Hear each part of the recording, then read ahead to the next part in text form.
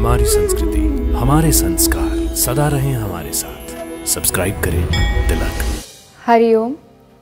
सात्विक जीवन में आपका स्वागत है। कमर में दर्द, लोअर बैक एक, स्टिफनेस यानी कमर और पीठ में जकड़ाहट आज की सबसे बड़ी समस्याओं में से एक है। देर तक बैठे रहना, डेस्क जॉब, पोस्चर प्रॉब्लम, चोट लगना और हैवी वेट लिफ्टिंग, ये सब कमर दर्द के सामान्य कारण हैं। मैं डॉक्टर नेहल शर्मा, सात्विक जीवन के इस पथ पर आपकी साथी।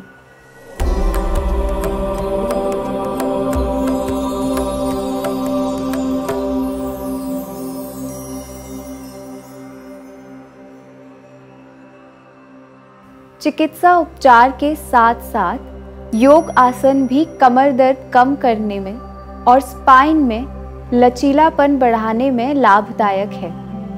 आज हम ऐसे ही योग आसनों के बारे में जानेंगे जिनके नित्य अभ्यास से बैक पेन में लाभ हो सकता है। इनमें पहला आसन है भुजंग आसन। घेरण संहिता में भुजंग आसन के संदर्भ में कहा है, अंगुष्ठ नाभि पर्यंतम मधो भूमौ विनिन्यसेत करतलाभ्याम धराम धृत्वा ऊर्ध्व शीर्षः फणीव।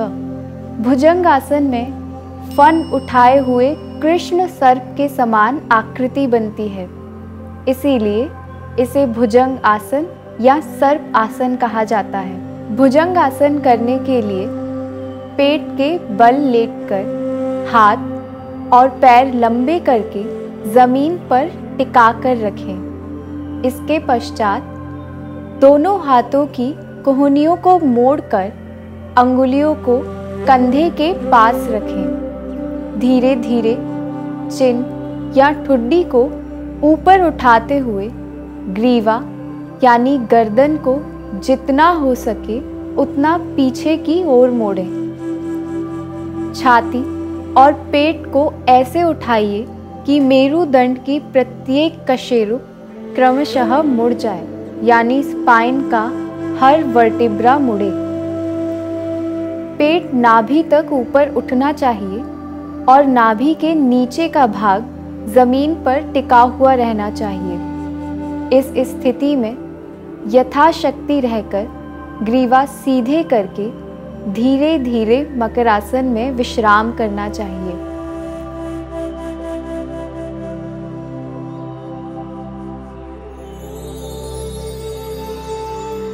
भुजंग आसन में श्वास प्रश्वास का भी ध्यान रखना है। सिर, छाती और नाभि ऊपर उठाते समय पूरक करें, यानी श्वास अंदर की ओर लेना है। भुजंग आसन की स्थिति में सहित कुंभक करें, यानी श्वास रोक कर रखना है। नीचे आते समय रेचक करना है, यानी श्वास धीरे धीरे छोड़ें। और मकर आसन की स्थिति में सामान्य श्वास प्रश्वास रखना है। कॉन्स्टिपेशन और लो मेटाबॉलिज्म भी बैक एक बढ़ाने का मुख्य कारण है। प्रतिदिन भुजंग आसन के अभ्यास से मंदाग्नि और विबंध यानी कॉन्स्टिपेशन कम होता है। कमर दर्द कम करने के साथ साथ भुजंग आसन ग्रीवाशूल यानी नेक पेन और साइटिका पेन में भी लाभदायक है। दूसरा आसन है शलभ आसन। शलभ संस्कृत शब्द है जो टिड्डी, लोकस्ट या ग्रास हॉपर के लिए प्रयुक्त होता है। जैसे टिड्डी का पृष्ठ भाग यानी बैक पोर्शन उठा हुआ रहता है, उसी तरह नाभि से पिछला भाग भूमि से ऊपर उठाने पर इसे शलभ आसन कहते हैं। घेरण संहिता में शलभ आसन के संदर्भ में कहा है, अध्यास्य शेते करयुग्मं वक्षे भूमिवष्टभ्यं करयोस्तलाभ्यास पादौ च शून्ये च वितस्ति च ऊर्ध्वं वदन्ति पीठं शलभं मुनीन्द्राः।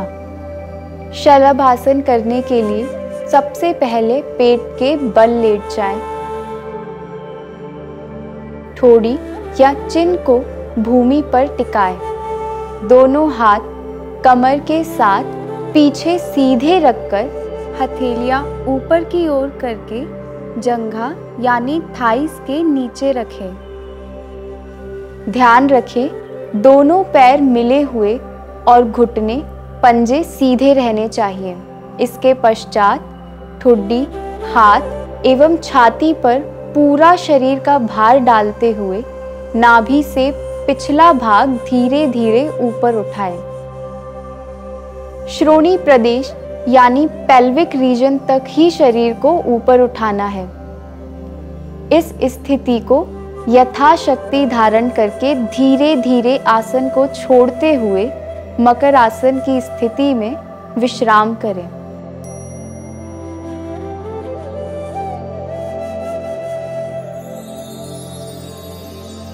शलभ आसन करते समय श्वास प्रश्वास विधि का ध्यान कुछ इस प्रकार से रखें। कमर से पिछले भाग को ऊपर उठाते हुए पूरक यानी श्वास अंदर लेनी है। शलभ आसन की स्थिति में सहित कुंभक यानी श्वास रोककर रखनी है और शलभ आसन से मकर आसन तक रेचक करना है यानी श्वास बाहर छोड़नी है। मकर आसन की स्थिति में सामान्य श्वास प्रश्वास रखें। शलभ आसन पीठ और कमर की मांसपेशियों को मजबूत करने में सहायक है और सायटिका और लोअर बैक पेन को कम करने में बहुत लाभदायक है।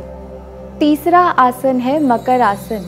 मकर आसन सबसे आसान और पेट के बल पर किए जाने वाले सभी आसनों की विश्राम की स्थिति है यानी रेस्टिंग पोज है। मकर आसन करने के लिए पेट के बल पर सीधा लेट जाए। दोनों पैरों के बीच 2 से 3 फुट का अंतर रखना है। एड़ियां बाहर की ओर, पंजे अंदर की ओर रहने चाहिए। दोनों हाथों को सिर की तरफ लाएं और हथेलियों को नीचे की ओर करके ललाट यानी फोरहेड के नीचे रखें और आंख बंद करें। यह मकर आसन कहलाता है। मकर आसन भुजंग आसन और शलभ आसन से पहले की जाने वाली स्थिति है, लेकिन अकेले मकर आसन भी कमर दर्द और सायटिका में लाभकारी है। योगासन करते समय ये ध्यान रखें कि परफेक्ट पोस्चर बनाना ज़रूरी नहीं है। आसन का मतलब ही है स्थिरम सुखम आसन। जहाँ तक सुविधापूर्वक किसी योग को कर पाएं वहीं तक उसे करें। विशेष रूप से कमर दर्द जैसी समस्या में बहुत अधिक खुद को कष्ट नहीं देना है, नहीं तो समस्या बढ़ भी जाती है।